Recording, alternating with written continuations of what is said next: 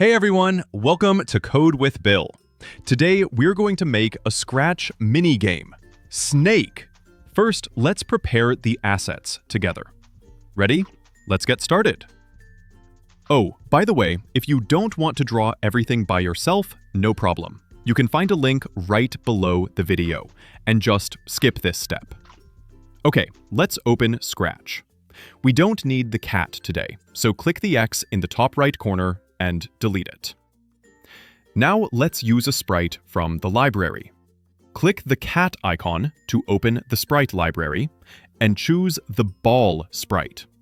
We'll use this ball to make the snake's head, body, and food. The ball is too big. Let's change its size.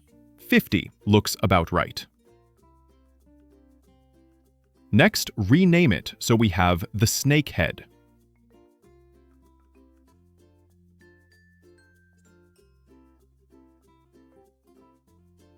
Then duplicate it, rename it for the body,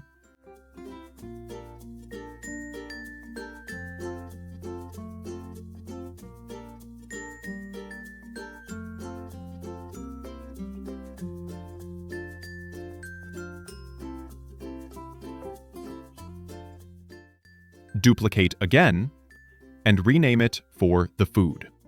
Haha! Now we've got 3 balls. One for the head, one for the body, and one for the food. Next, let's edit the snake head. Draw some eyes and a tongue, so it looks more like a real snake. Don't worry, it doesn't need to be perfect. Just a little change is enough.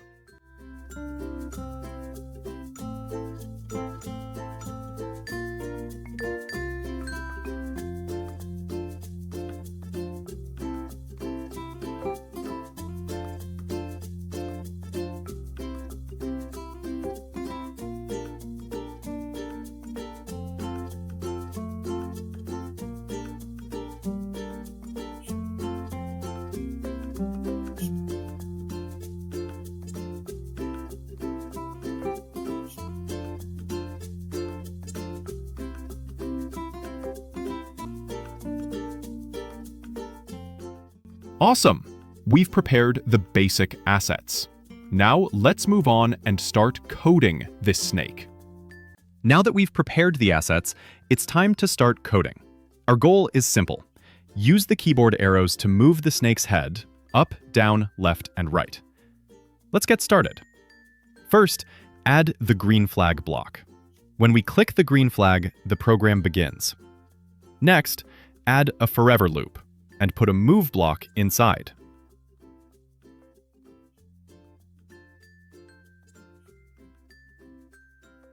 Great! That's our very first piece of code.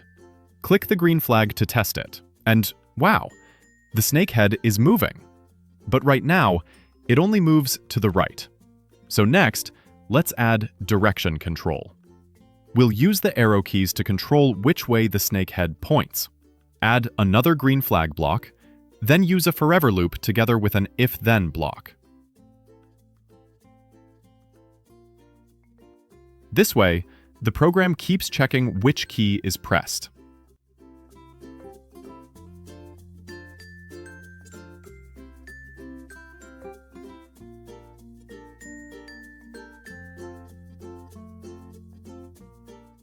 Finally, add a point in direction block and set it to point up. For the other directions, we can use the same method. Right-click the if-then block to duplicate it, place it below, and change the key and direction. Do the same for the left and right arrows. Be careful, make sure the keys match the correct directions. Otherwise, you might get some funny results.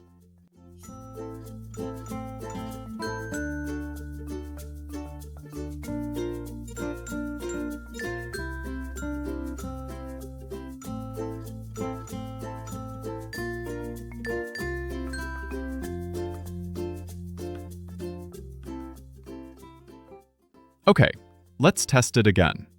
Look at that. The snake's head can now move in all 4 directions. We just finished coding the snake head movement. Now, let's build the snake body. just like this. Wow, a lively little snake. Bill is using the cloning method. Let's see how it works. Click on the body sprite, add a green flag block, then add Forever.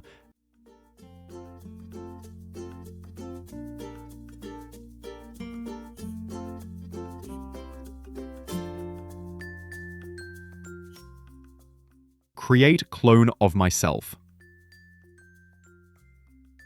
For each clone that's created, set it to go to the snake head's position.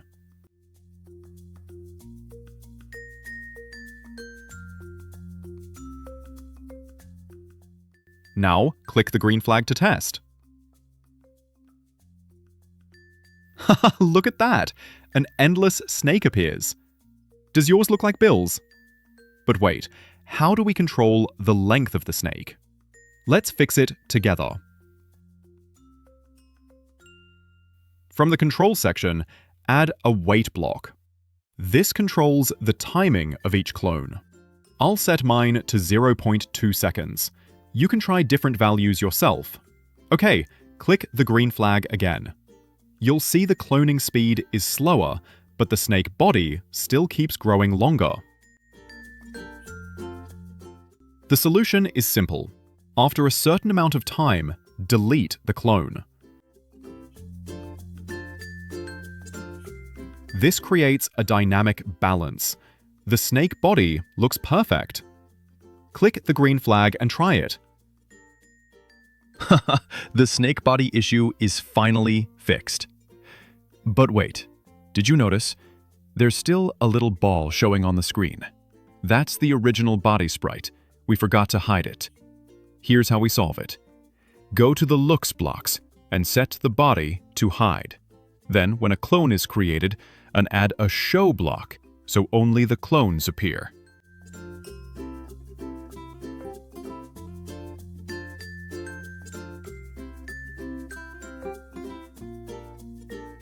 Okay, let's run it again.